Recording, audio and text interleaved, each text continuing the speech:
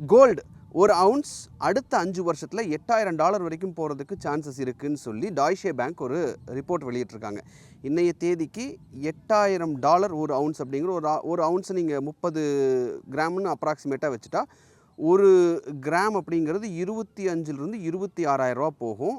அது போக import duty, அது போக ஜிஎஸ்டி, அது போக ஸ்டாம்பிங் சார்ஜஸ் இல்லை செய்கூலி சேதாரம், எப்படி பார்த்தாலும் ஒரு கிராம் $31,000 வரைக்கும் அடுத்த 5 வருஷத்தில் போகிறதுக்கு வாய்ப்பு இருக்குது அப்படின்னு சொல்லியிருக்காங்க. அதுக்கு அவங்க சொல்லியிருக்கிற ரீசனை நம்ம பார்க்கும்போது ஆமாம்ல இது உண்மையாக தான் தெரியுது அப்படின்ற மாதிரி தான் அந்த ரீசன் இருக்குது. ஸோ இப்போ நான் இருக்கிற இடம் பார்த்தீங்கன்னா செஞ்சி ஃபோர்ட். கோல்டுக்கும் செஞ்சி ஃபோர்ட்டுக்கும் ஒரு பெரிய லிங்க் இருக்குது. ஸோ ஐ தாட் கோல்டு விஷயத்தை இங்கேருந்து பேசினா இன்னும் பெட்டராக இருக்கும் அப்படின்றதுனால தான் செஞ்சி ஃபோர்ட்லேருந்து ஆக்சுவலாக பேசுகிறேன். ஸோ செஞ்சி ஃபோர்ட் வந்து அதோட சின்ன history and linked with gold என்ன அப்படின்னு நம்ம பார்ப்போம். ஃபஸ்ட்டு வந்து செஞ்சி ஃபோர்ட் ஃபஸ்ட் செஞ்சுரியில் கட்ட ஆரம்பிச்சிருக்காங்க. அதுக்கப்புறம் கொஞ்சம் கொஞ்சமாக 9th century, 12th century, 13th, 14th centuryன்னு ஒவ்வொரு செஞ்சுரிலையும் அந்த டெவலப்மெண்ட் இந்த கோட்டையை கட்டுறதுல பெரிய அளவில் ஈடுபட்டிருக்காங்க. இங்கே வேலை பார்த்த சோல்ஜர்ஸ், அதாவது ஆட்கள் இருக்காங்களா, அவங்கள 3 விதமாக ஆக்சுவலாக பிரிச்சிருக்காங்க. அவங்களுக்கு சம்பளத்தை கோல்டாக தான் கொடுத்துருக்காங்க. ஒவ்வொருத்தருக்கும் ஒவ்வொரு மாதிரியான சம்பளம். உதாரணத்துக்கு ஃபஸ்ட்டு கேட்டகரி சோல்ஜர்ஸ், படை வீரர்கள். 2வது குதிரைப்படை வீரர்கள். 3வது கமாண்டர்ஸ், அதாவது படை தளபதிகள். சோல்ஜர்ஸுக்கு வந்து ஒரு மாதத்துக்கு சம்பளம் அப்படிங்கிறது 3 கோல்டு காயின். அதை வந்து ஒரு கோல்டு காயினை ஒரு வராகன் அப்படின்னு சொல்கிறாங்க. ஒரு வராகன் அப்படிங்கிறது ஏறக்குறைய 3.4 grams ஆஃப் கோல்டு. ஸோ ஒரு சோல்ஜருக்கு, படை வீரனுக்கு ஒரு மாதத்துக்கு 3 வராகன், 3 கோல்டு காயின் சம்பளமாக கொடுக்கப்பட்டிருக்கு. 3 கோல்டு காயின் அப்படின்னா ஏறக்குறைய ஒரு 10 கிராம்லேருந்து 11 கிராம் இருக்கும். இன்னைக்கு இருக்கக்கூடிய கோல்டு ரேட்டை வச்சு பார்க்கும்போது அப்ராக்சிமேட்டாக அதோட வேல்யூ அப்படிங்கிறது $1.5 லட்சம் ஒரு மாதத்துக்கு சம்பளமாக கொடுத்துருக்காங்கன்னு நம்ம புரிஞ்சுக்கலாம். அது மட்டும் இல்லாமல் உணவு தானியங்கள், கிரெயின்ஸ் எல்லாம் அவங்களுக்கு கொடுத்துருக்காங்க. இது படை வீரர்களுக்கு. பின்னாடி பார்த்திங்கன்னா நெற்களஞ்சியம் இருக்குது. ஸோ அங்கே தான் வந்து எல்லாத்தையும் அடுக்கி வச்சு அந்த உணவு தானியங்கள்லாம் கொடுத்துருக்காங்க. இது ஃபர்ஸ்ட் சோல்ஜர்ஸுக்கு கொடுக்கப்பட்ட சம்பளம்.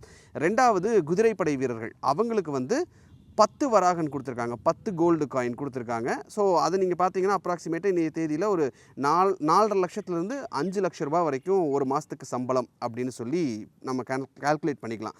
ஏன் அவங்களுக்கு அவ்வளவு அப்படின்னு பார்த்தா, அந்த காலத்தில் ஒரு மாடு வாங்கணும் அப்படின்னா அதுக்கு நீங்கள் 5 கோல்டு காயின் கொடுக்கணும்.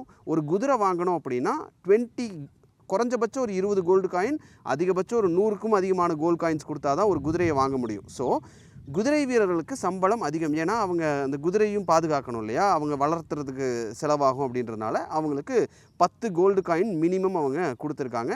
அப்ராக்சிமேட் சேலரி அப்படிங்கிறது ஒரு மாதத்துக்கு 5 லட்சம் அப்படின்னு நம்ம வச்சுக்கலாம்.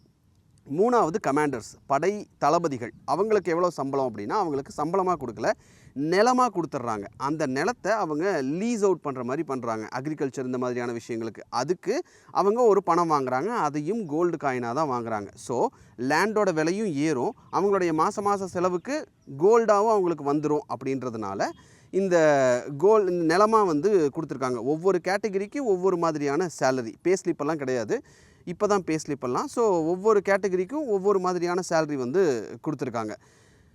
ஸோ இதுக்கும் இப்போ நம்ம வாங்கக்கூடிய கோல்டுக்கும் பெரிய லிங்க் இருக்குது அப்படின்னா எஸ் இட் இஸ். ஏன்னா அப்போது அப்ராக்சிமேட்டாக ஒரு மாத சம்பளங்கிறது 10 கிராம்லேருந்து 11 கிராம். இன்றைய தேதிக்கு 1.5 லட்சம் நான் சொன்னேன் இல்லையா. இன்றைக்கி $1.5 லட்சம் சம்பளம் வாங்குகிறோம் அப்படின்னா அதே 10 கிராம் வாங்க முடியுமா? மொத்த செலவெல்லாம் முடிச்சுட்டு அந்த பணத்தில் கோல்டு 10 கிராம் எல்லாருனாலையும் வாங்க முடியுமான்னு ஒரு கேள்வி இருக்குல்ல.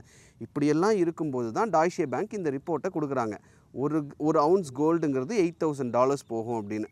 அப்ராக்சிமேட்டாக ஒரு கிராம்ன்றது டேக்ஸ் எல்லாம் இல்லாமல் 25லிருந்து $26,000 வரைக்கும் போகும். அதுக்கு அவங்க சொல்கிற காரணம் என்ன அப்படின்னா, எல்லா கண்ட்ரீஸும், குறிப்பாக சைனா, டர்க்கி மாதிரியான கண்ட்ரீஸ் எல்லாம் தொடர்ந்து அதோடைய சென்ட்ரல் பேங்க்ஸ் வந்து கோல்டை கண்டினியூஸாக வாங்கிட்டே இருக்காங்க அப்படின்னு சொல்கிறாங்க.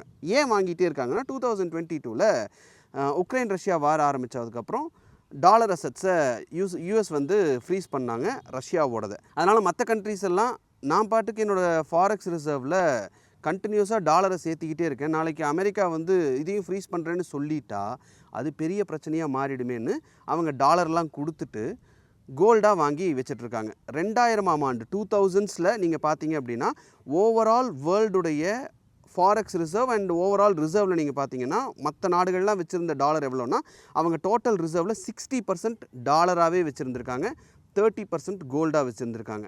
வேறஸ் இப்போ அந்த 25 வருஷத்தில் 2000லேருந்து இப்போ வரைக்கும் பார்த்தீங்கன்னா ஒரு 25 வருஷத்தில் அந்த 60% அப்படிங்கிறது 40%ஆக குறைஞ்சிருக்கு. அப்போ அந்த டாலரில் என்ன பண்ணியிருப்பாங்கன்னு உங்களுக்கு ஒரு தாட் வரும்ல. மற்ற இடங்களில் மற்ற அசட்ஸ் எல்லாம் வாங்க ஆரம்பிச்சிருக்காங்க. அதில் ஒன்று முக்கியமான விஷயம், கோல்டை வாங்க ஆரம்பிச்சிருக்காங்க. இப்போ அது 30%ல் இருக்குது இன்னுமே. ஸோ டாலரை கொடுத்துக்கிட்டே இருக்காங்க, கோல்டு ஒரு பக்கம் வாங்கிட்டே இருக்காங்க. இந்த 30% ஆஃப் கோல்டு ரிசர்வ் அப்படிங்கிறது 40% ஆஃப் கோல்டு ரிசர்வாக இன்னொரு 10% அதிகமாகிடுச்சு அப்படின்னா கோல்டோட ரேட் ஒரு அவுன்ஸ் $8,000 பர் அவுன்ஸ் போகும் அப்படின்றது தான் டாய்ஷே பேங்க் சொல்லக்கூடிய விஷயம். இந்த டைமில் வந்து வேர்ல்ட் கோல்டு கவுன்சில் வந்து ஒரு ரிப்போர்ட்டை கொடுக்குறாங்க. ஒரு வாரத்துக்கு முன்னாடி அந்த ரிப்போர்ட் வந்தது. அதில் என்ன சொல்கிறாங்க அப்படின்னா, மக்கள் எல்லாரும் உலகம் ஃபுல்லாக கோல்டு வாங்குறாங்க, ஆனால் அவங்களுக்கு ஜுவல்லரி மேலே இருக்கக்கூடிய ஈர்ப்பு குறைஞ்சிருச்சு.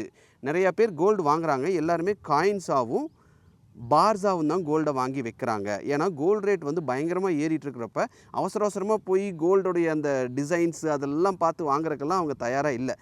காலையில் ஒரு ரேட், ஈவினிங் ஒரு ரேட். சென்னையை பொறுத்த வரைக்கும் நான் சொல்கிறேன்னு வைங்களேன், காலையில் நீங்கள் நகை கடையில் போய் நகையை தேட போகிறீங்க, டிசைன்ஸ் எல்லாம் பார்த்துக்கிட்டே இருக்கீங்க, ஈவினிங் வந்து பில் பண்ண வரும்போது அது வேறு ரேட்டாக மாறிடுதுல்ல.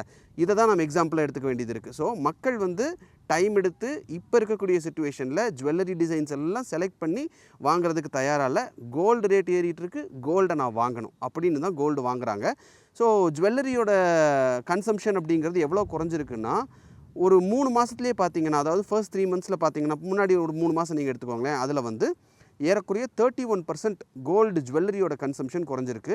On the other side gold காயினாகவும் கோல்டுடைய பாராகவும் வாங்குறது இன்க்ரீஸ் ஆகிருக்குன்னு வேர்ல்டு கோல்டு கவுன்சில் சொல்கிறாங்க. இதெல்லாம் போக முக்கியமாக அவங்க அந்த வேர்ல்டு கோல்டு கவுன்சில் ரிப்போர்ட்டில் சொல்கிறது என்னென்னா, அதிகமாக சென்ட்ரல் பேங்க்ஸ், மற்ற நாடுகளுடைய சென்ட்ரல் பேங்க்ஸ், நமக்கு எப்படி ரிசர்வ் பேங்க் ஆஃப் இந்தியா இருக்கோ அந்த மாதிரி ஒவ்வொரு கண்ட்ரியோட சென்ட்ரல் பேங்க்ஸ் தொடர்ந்து கோல்டை வாங்கிட்டே இருக்காங்கன்னு சொல்கிறாங்க.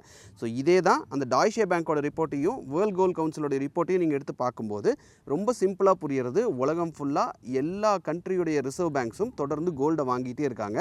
So back to the point of Deutsche பேங்க்கோட ரிப்போர்ட், அந்த டாட்ஸை நம்ம கனெக்ட் பண்ணோம் அப்படின்னா, எல்லா நாடுகளும் தொடர்ந்து கோல்டை இனிமேல் நிறையா வாங்க ஆரம்பிச்சிட்டாங்க. அந்த கோல்டு ரிசர்வ் 30%லேருந்து 40% போயிடுச்சு அப்படின்னா ஆட்டோமேட்டிக்காக கோல்டு ரேட் ஏறிடும் அப்படிங்கிறது நம்புற மாதிரி தானே இருக்குது. நீங்கள் அதை நம்புறீங்களா இல்லையான்றதை கமெண்ட் பண்ணுங்கள். அதை தாண்டி வேர்ல்டு கோல்டு கவுன்சில் சொன்ன மாதிரி இந்த கோல்டு ரேட் ஏறுச்சுல்ல, ஏறும்போது நீங்கள் ஜுவல்லரியாக வாங்கினீங்களா இல்லை காயின் பார்ஸாக வாங்கினீங்களா அப்படின்றதையும் கமெண்ட் பண்ணுங்கள். இல்லை உங்களோட இன்ட்ரெஸ்ட் எதில் இருக்குது, ஜுவல்லரி வாங்குறதுல இருக்கா இல்லை காயின்ஸ் வாங்குறதுல இருக்கா, மக்களுடைய தாட் இப்போ எப்படி இருக்குதுன்னு நீங்கள் நினைக்கிறீங்கன்றதையும் கமெண்ட் பண்ணுங்கள். பட் ஒரு விஷயம் உண்மை, கோல்டோட ரேட் அப்படிங்கிறது இனிமேல் ஏறத்தான் போகுது அப்படிங்கிறத நம்ம மறுக்கிறதுக்கு இல்லை.